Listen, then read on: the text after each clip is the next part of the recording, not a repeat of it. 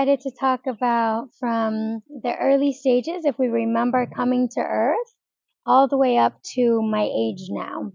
So I'd say when I was younger, I'm not sure if I remembered coming to Earth, but now in this physical form, where I'm at now, all the practices that I've learned, I've had a lot of different mentors and guides who have done past life regression for me, who have assisted me in remembering my past lives. And through doing the practices that I have done and traveling around the world and studying with different ancient masters, I've gone through in massive amounts of transformation and shifting and shedding. And when you go through those levels of leveling up, you are able to pierce through different timelines. Like I could then jump into when I was younger and what was happening. Was there moments of bliss? Was there moments of trauma? And then I'm able to go into the trauma and heal the trauma. So through these practices, I learned more about myself. And so one time in a practice in India, it had showed me my time before arriving to Earth. And that time, this is what happened. It showed me as a being of energy, a very intelligent being of energy.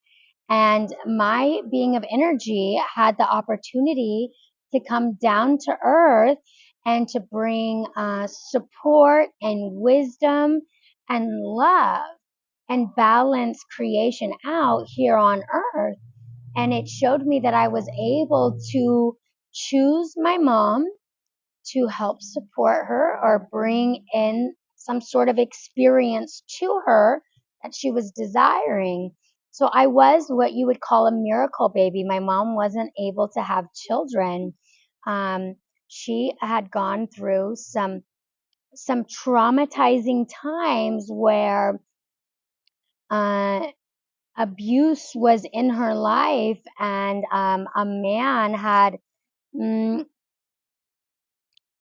done some abuseful things for her not to be able to have a child.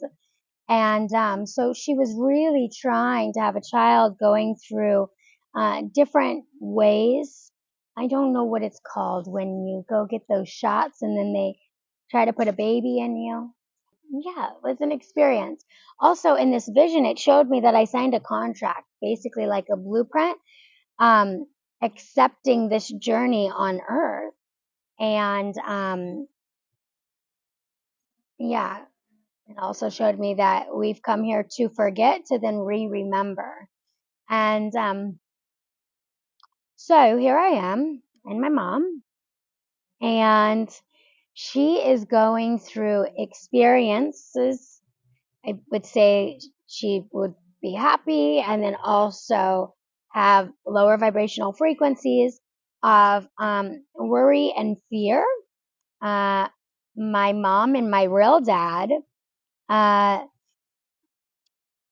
what I remember is the frequency of them together was not good. My dad would try to do things to create destruction, and my mom, I don't know, they were fighting, and yeah, my mom was running away a lot. Namaste, beautiful ones. This is Rainbow G checking in, and today I have the beautiful blessing of my life story, the journey that has brought me here to this present moment. I left off in the time of my 25th year on Earth, and as I continue my story now, I remember my 25th year. At my 25th year, I had freshly came out of my permaculture studies, a very glorious time where I found the magical secrets of nature and how nature regenerates itself and is a force that is self-perpetuating. It dies and then it is reborn. And as I learned about these beautiful cycles of natural law,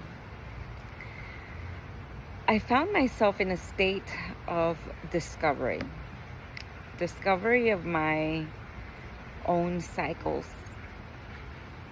of death and also of rebirth. At 25, I was so full of hope and looking forward to a life of creation. At that time, I've been really seeing and anchoring the divine masculine through the divine heavenly celestial kingdom. And we have a lot of goddess and feminine energy through all of the women supporting this show and project. So we're also being given the balance through the divine masculine and the king. And last night we pulled the king and queen card. And today I was shown this cup. You know, mind you, this is my first time in this home, so things will just gravitate towards you when they're for you and when they have representation for something that is divine. So we're calling in the divine balance of those who represent their divinity through king and queenship and their royal priesthood, and those who walk with their staff and are here to help support the growth of humanity. Yeah, my first 5 years on this planet started out in chaos. I was born in a very small town in Pennsylvania in Amish country where my hippie parents lived on a bus, which was a city bus that had been converted into their home.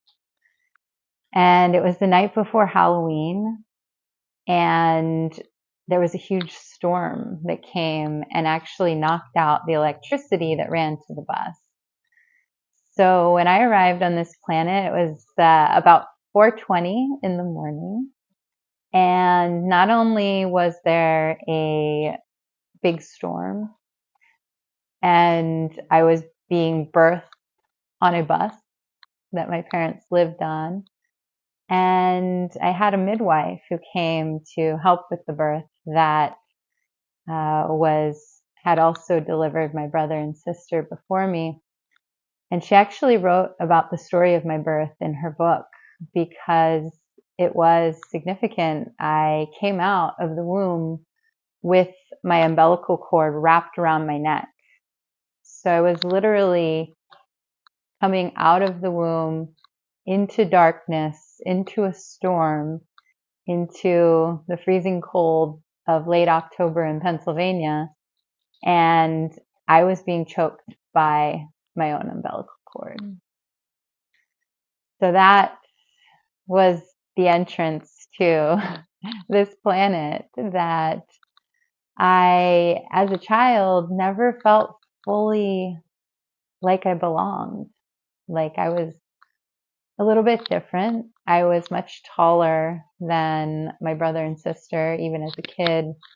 Everyone was like, how did you get so tall? And I was also the youngest. I was the baby, and I felt left out a lot. I felt alone. And I felt like I just wasn't quite sure what I was doing here. Hello, my name is Haley. You may end up knowing me by a different name eventually, but for now, you can call me Haley. So I'm going to tell you my story today, and let's start from the beginning. So my dad says that when my mother gave birth to me, that I came out smiling. He said it was the weirdest thing ever. And I feel like that's so fitting for who I am and my soul. And I truly intend to radiate kindness and goodness and love and harmony. And have always been a peacekeeper, even though I had my warrior moments and edginess and darkness. It's been at my core to come back to kindness and to spread smiles and assist other people in uplifting and feeling good within themselves and within their lives. So I was a really happy kid. I was always playing and adventuring, and you know, they say to, well, who's they, but there's a saying that says to look at your childhood to understand what your purpose is on the planet. So you look at, what did you like doing as a kid? How did you play? And that can direct you to what you should be doing in your adult life that would bring you great fulfillment. And what I was doing was shape-shifting. I liked to put myself into an animal's body, become an animal. How does the animal move? How do they think? How are they navigating these realms? Sometimes I'd be a wolf in the wolf pack. Sometimes I'd be a bird. Sometimes I'd shrink myself down to a little ant, and I would explore in all the tiny places that looked so big. It was so fascinating to me. So I was projecting myself through my mind, through my imagination, into this little world. Hello everyone, and welcome to the introduction of Royal Starseeds. My name is Ali Light, and in this video I will be sharing with you the journey of my spiritual awakening and how I came to be in this beautiful group of women who have decided to come online and show our lives and behind the scenes of what do we do in our day-to-day lives, living our most fulfilling and thriving existence. For me, it's here in South Florida in Miami area. And so my journey began in 2010 when I started going to yoga. Okay, I don't have any early memories from my childhood as far as past lives, other existences, other planets, none of that. I had a pretty average, to say, childhood. I went to school, I did different workshops, swimming, dancing, arts, and then when I was 12 years old, my mom and I moved to United States. I am from Russia, and from 12 years old till about 22, I was just living the normal life, going to high school, going to college.